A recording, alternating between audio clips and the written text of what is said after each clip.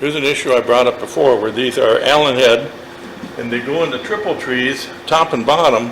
Well, the problem is there's virtually no space. There's about 1.5 inches between where this goes in and the gas tank. And I had a special socket made for this, but boy, it's really touchy. The angles are tough and it gets in there, it's in there crooked to start with, and then the socket sticks in there and you have to take a screwdriver and weasel it out. It's just a pain. So what I did is I came up with a standard M10 bolt here with a little sleeve. And what the sleeve does, this actually is recessed in a little bit.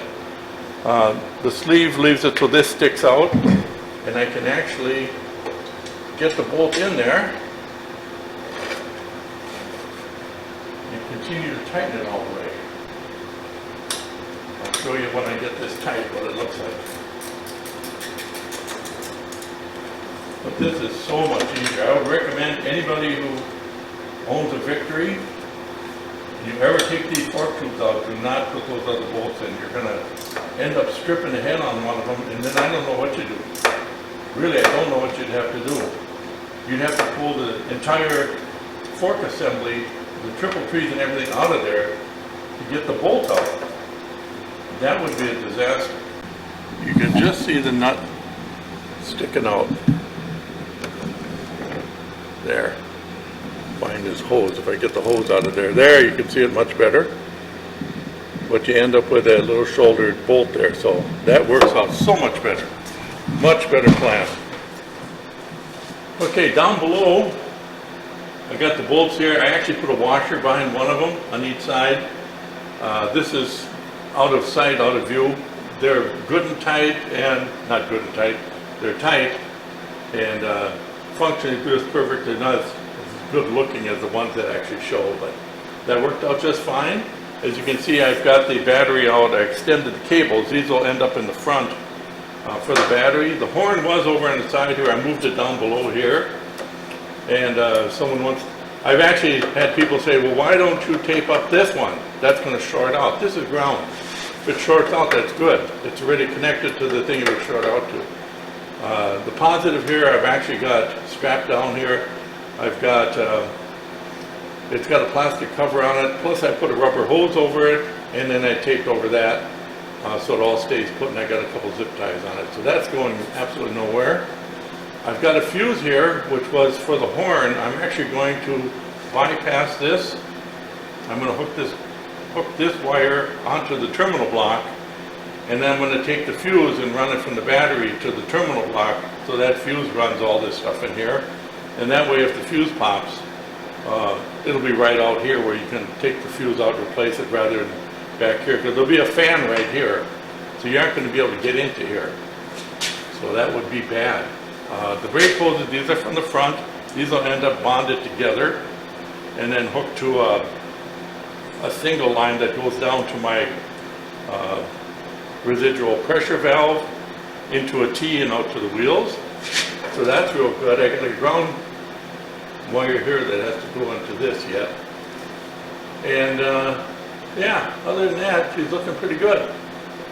No big issues. I do have the adapter frame done. It's powder coated and ready to go in.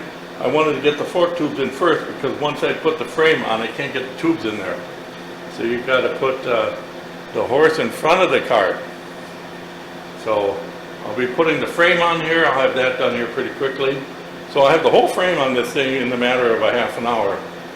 3 hours later. And the bike doesn't really show up with the right color. On my videos, it shows up more of an orange. It's actually a bright, almost fire engine red. Very pretty bike. This is going to be one nice looking machine. The Victories, if you look at the ones I've done, especially that last one, which was kind of the bright orange color, yeah, they really pop. They really look good. Yeah, Marlin today. I got the calipers blacked out. I've got the spindles ready. Got 8 arms. I got caliper, the C holders here. I've got a couple parts in the oven here.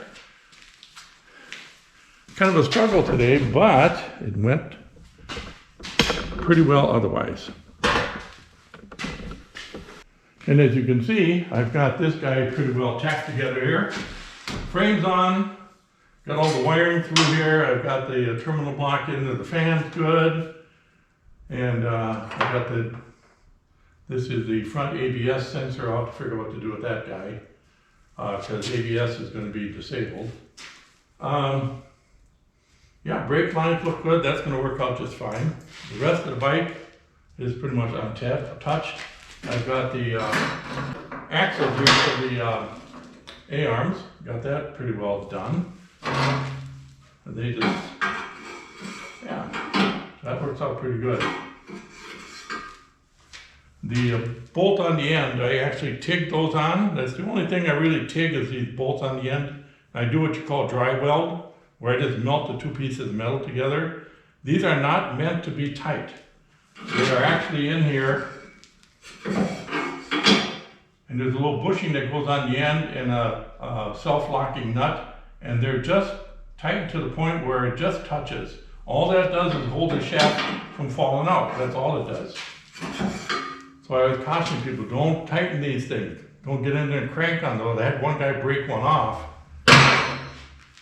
already, so that's not a good thing. So tomorrow I'll have the A-arms, the spindles.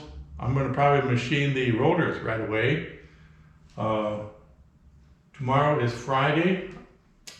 It's kind of this way if I'm going to have the wheels on it or not. We'll see. I would like to, but we'll see. Other than that, you know, today was kind of a tough day. A lot of work. These things, this was a challenge. Now listen to this. It's 48 degrees outside.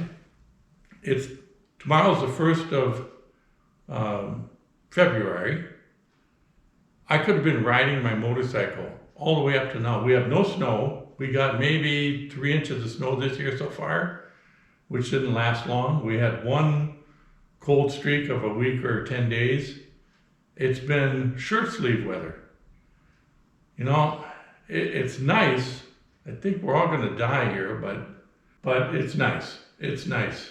You can walk outside. I don't have to turn. I actually drive my car with the windows down because it's too warm. You put the windows up and the sun's shining and right away you start to cook. Yeah, it's weird weather. But got these little wind deflector devices on here. Those are kind of nice. They're handy to have. All right, well, I'm gonna have to leave the stuff in the oven cook for another 20 minutes or so, and it's basically quitting time, so I'm quitting. And we'll continue this thing tomorrow. This is number 102, by the way.